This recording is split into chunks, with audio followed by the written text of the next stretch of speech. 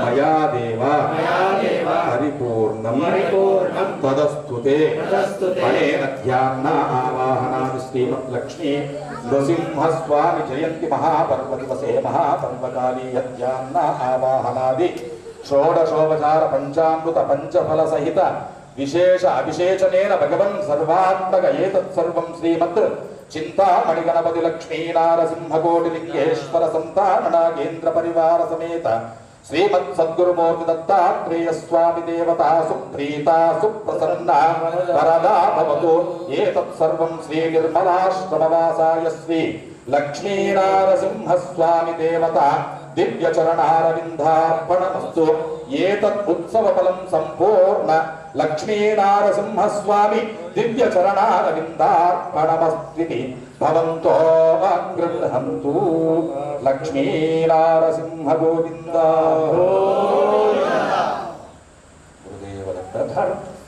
నేడు తర్వాత లక్ష్మీదేవి చెంచు లక్ష్మిగా వచ్చిందని మనకు అన్ని పురాణాలు భాగవతము భారతము అన్నింటిలో ఇతిహాసాల్లో కూడా చెప్పబడ్డాయి. లక్ష్మీ నరసింహంజీ యొక్క జన్మము కేవలంగా భాగవతంలో మాత్రమే కాదు, విష్ణు పురాణంలో చెప్పబడింది, వాయు పురాణంలో చెప్పబడింది, బ్రహ్మ వైవర్త పురాణంలో చెప్పబడింది, స్కంద పురాణంలో కూడా చెప్పబడింది. లక్ష్మీ నరసింహుని యొక్క జన్మం అంటే 6 పురాణాలను ఆవాహనం చేసుకొని ఉన్నారు స్వామివారు. నేడు పొద్దున అభిషేకం అయ్యే ముందు చూసిన భక్తులు ఉన్నారు. ఇక్కడ ఆరంభం అయ్యే ముందు స్వామివారి విగ్రహంలో ఏ రకంగా ఉంది, విగ్రహంలో మరి అభిషేకం అయిన తర్వాత సాధారణంగా ఏం కావాలి, అభిషేకానికి ముందు చాలా శుభ్రంగా ఉంటుంది విగ్రహం. అభిషేకంలో ఈరోజు పాలు వేసి పెరుగు వేసి ఆ మునీంద్రుణ్ణి కయ్యాలమారి అని కలహప్రియుడు అని రకరకాల పేర్లు పెట్టి పాపం ఆయన పరిహాసం చేస్తూ నవ్వుతూ ఉంటాం. ఎంత హైందవ జాతి ఎంత ద్రోహం చేస్తుంది అంటే పురాణ ఇతిహాసాలు తెలియక తెలుసుకోలేక మన ధర్మాన్ని మనమే పరిహాసం చేసుకుంటూ మహనీయులను కూడా మనం హాస్య. తల్లి గర్భంలో ఉన్నప్పుడే నారదుల వారు హరిభక్తిని ఉపదేశించాడు లీలావతికి. లీలావతి ఎవరు? హిరణ్యకశిపుల వారి సతీమణి. ఆవిడ ప్రహ్లాదుడు గర్భంలో ఉన్న అన్న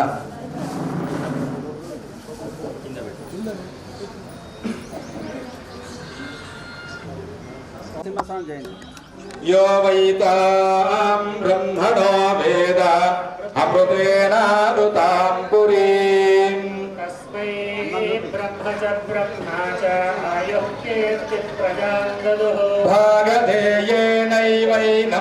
प्रणयति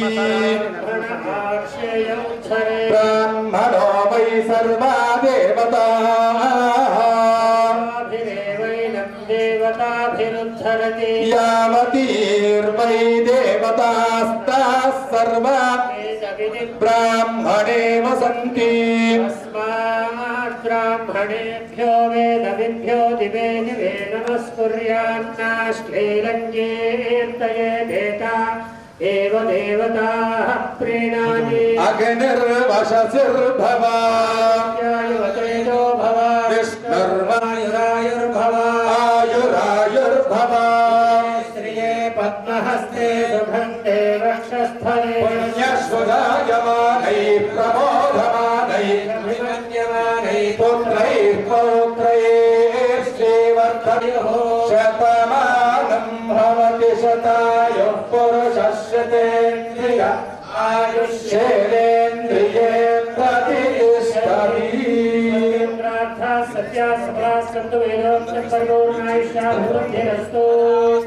ఓం జయదేవత నేడు మనకు నరసింహ జయపూర్ణంగా చేసుకోవడానికి భగవంతుడు ఇచ్చిన మొదటి అవకాశం అయితే గత సంవత్సరం నుంచి ఈ ఆలయం ఆరంభించిన తర్వాత మొదటి సంవత్సరం నరసింహ జయంతి మేము చేసుకున్న సందర్భంలో నా సుజల్లో కాంప్రమైజ్ యుక్తులం కాదు మరి సవ్యంగా చేయిస్తారో లేదు అన్ని అనుకున్నట్టుగా తెప్పిస్తారో లేదో ఏంటో మరి ఇది కొత్తగా అని మేము అనుకుంటే మాకు ఆశ్చర్యకరంగానే చేశారు మా సూర్యనారాయణ గుప్త గారు.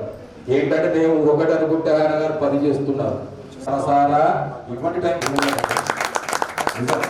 ఎందుకంటే ఒక మంచి కార్యము చేయవలసే వాళ్లకు ఎంత గొప్ప లక్షణం ఉంటుందో ఆ మంచి కార్యము చేసిన వాళ్ళని ప్రోత్సహించడంలో కూడా మనకు అంతే గొప్పతనం ఉంటుంది. ఆ మంచి పనిని మనం ప్రోత్సహించలేకపోయినాడు ఇంకా మనం మంచి పని చేయడానికి కూడా సరిపో. ఇటువంటి వారిని మనం ఆదర్శంగా తీసుకోవాలి. తీసుకొని ఎక్కడెక్కడ ధర్మం అయితే ఉంటుందో అక్కడక్కడ ధర్మం కోసం మనం చేయాలి.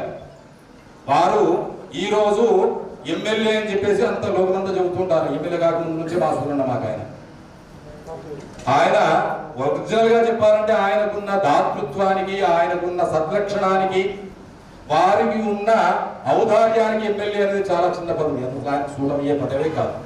మమ్మల్ని అడిగితే అసలు ఆయన పదవిలోనే ఉండదు. ఈ పదవి ఆయన ముంబాటి సత్యం ఏదో అబద్ధం చెప్పట్లేదు, ఏదో ఆయన భజన చేస్తే నాకు దక్షిణ వ్యక్తి అంటే ఎప్పుడు అది వేరే విషయం.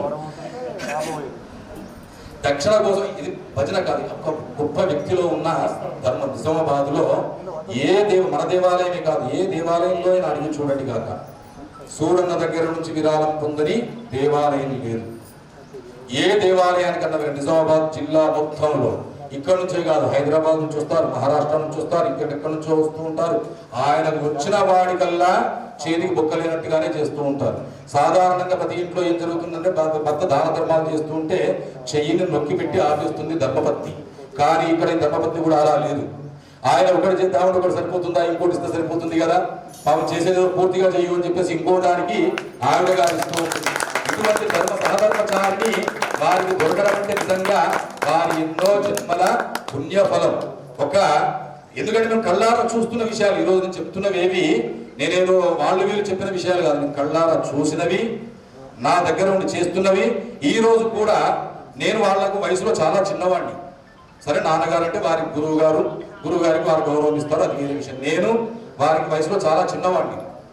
నన్ను శ్రీకాంత్ అని కూడా పిలవచ్చు వారు. కానీ ఈ రోజు వరకు కూడా అయ్యా అనే పదం తప్ప వేరే పదం వెలుగు పలకలేరు వారు. వారింటికి వెళితే ఈ రోజు చెబితే నమ్మరండి, నేను 10 మందిలో చెబుతూ ఉంటాను. నేను వారింటికి వెళ్ళినప్పుడు మేము ఇరువురు ఉన్నంతసేపు వారిరువురు నించోనే మాట్లాడతారు, కానీ కూర్చొని కూడా కూర్చోరు వారు. అది వారి సంస్కారానికి ఇచ్చే గొప్ప లక్షణం. ఆ సంస్కారం నేటి రోజుల్లో కూడా ఉండటం అనేది నిజంగా ధర్మం హర్షించేటువంటి వ్యక్తులు అటువంటి దంపతులు. ఆ దంపతులకు త్రిమూర్తులు ఉన్నారు. ఆ త్రిమూర్తులు మా ఉదయ్, ప్రణయ్, వీనయ్ ముగ్గురు. ఆ పిల్లలు కూడా ఎట్లా ఉన్నారంటే తండ్రి అడుగుజాడుల్లో వాళ్ళు నడుస్తున్నారు. వాళ్ళ హోదాలు వాళ్ళకి ఇదిగా ఉన్నాయి.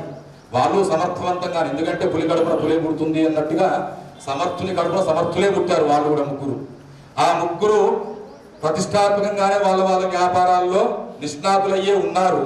కానీ తండ్రి మాట జవదాటకుండా తల్లిదండ్రుల అడుగుజాడల్లోనే నడుస్తూ తల్లిదండ్రులు ఏది చేస్తున్నారో అది వాళ్ళు కూడా కొనసాగిస్తూ ధర్మాన్ని నిలబెడుతూ ఉన్నారు. అది వారి వంశపారంపర్యంగా వస్తుందని నేనైతే ఆశీర్వదిస్తున్నాను. ఎందుకంటే గంగలో నీరు ప్రవహిస్తున్నంతసేపు వస్తుంది. అదే ప్రవాహము సముద్రంలో కలిసిందా ఎంత వేసినా నిండదు. జగార పంచదుర్లభాః జామాత జఠరం జాయ జాతవేద జలాశయః పూరితేనైవ పూర్యంతే జగార పంచదుర్లభాః అని శాస్త్రం చెబుతుంది. 5 జకారాలు ఉంటాయి తృప్తి లేనివి. ఒకటి ఏంటి? జామాత అంటే అల్లుడు, జఠరం కడుపు, ఇది ఈ పూట దినంగానే తృప్తి పడుతుంది, మళ్ళీ సాయంత్రం కానీ మళ్ళీ ఆకలి అంటుంది. ఈ అల్లుడు అంతే, ఈ రోజు తులం పెడితే మళ్ళీ ఈ రోజు కూరుకుంటాడు, శాంతిస్తాడు, మళ్ళీ పండగ మళ్ళీ 2వ తులం కుసోదు మాడుకుంటాడు. జఠరం జాయ అల్లుడు, జాతవేద అగ్ని, అగ్నిలో ఎంతన్నా పోయి ఇంకా కావాలంటూనే ఉంది. జలాశయ సముద్రం, ఎన్ని నదులు వెళ్ళి తీరి అందులో పోయినా ఇంచు కూడా ముందరికి రాదు. నదులన్నీ అందులోనే కలుస్తాయి, కుంభవృష్టిలో కలుస్తాయి, అన్నీ కలుస్తాయి, ఇంచు కూడా ముందరికి రాదు సముద్రం. పూరితే రైవన పూర్యంతే జగార పంచదుర్లభాః. ఇటువంటి స్వార్థపరులు అంతా ఈ 5 ఆకారాల్లో ఉంటారు.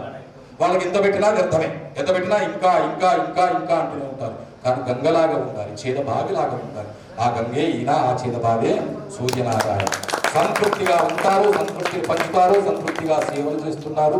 వారి సేవా నిరతి సర్వదా సర్వకాలాలయందు ఇలాగే వర్ధిల్లుతూ మన ధర్మానికి వారు దోహదపడాలని. ఇక బాధాకరంగా చెప్పాల్సినటువంటి ఇంకో విషయం ఏంటంటే, భారతదేశం నేడు ఏ స్థితిలో ఉంది? యుద్ధం ఎవరితో? అస్మదీయులే. తస్మదీయులైతే కాదు, మన దగ్గర ఉంటూ, మన దేశంలో ఉంటూ, మన తిండి తింటూ మనకు వెన్నుపోటు పొడిచే కొన్ని వర్గాల దుర్మార్గపు విధవల వల్ల నేడు మన భారతదేశం యుద్ధం చేయాల్సి వస్తుంది. అది అర్హత లేని వాడితో. యుద్ధం చేయాలి అంటే ఎవరితో చేయాలి? యుద్ధం చేసినా బియ్యమనికైనా కయ్యానికైనా అంటే మన ఒక స్టేట్ పార్టీ లేదు. ఒక్క బాంబు వేస్తే సర్వనాశనం అయిపోతుంది ఆ స్టేటు. కానీ వాళ్ళు మనల్ని ప్రేరేపిస్తున్నారు.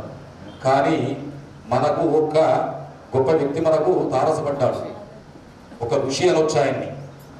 ఆ ఋషి పేరే మోడీ అంటారు. ఎందుకంటే ధర్మం కోసం మీరు అనుకోవచ్చు, అయ్యా గుళ్ళో ఈ రాజకీయాలు ఏంటి అని మాట్లాడద్దు.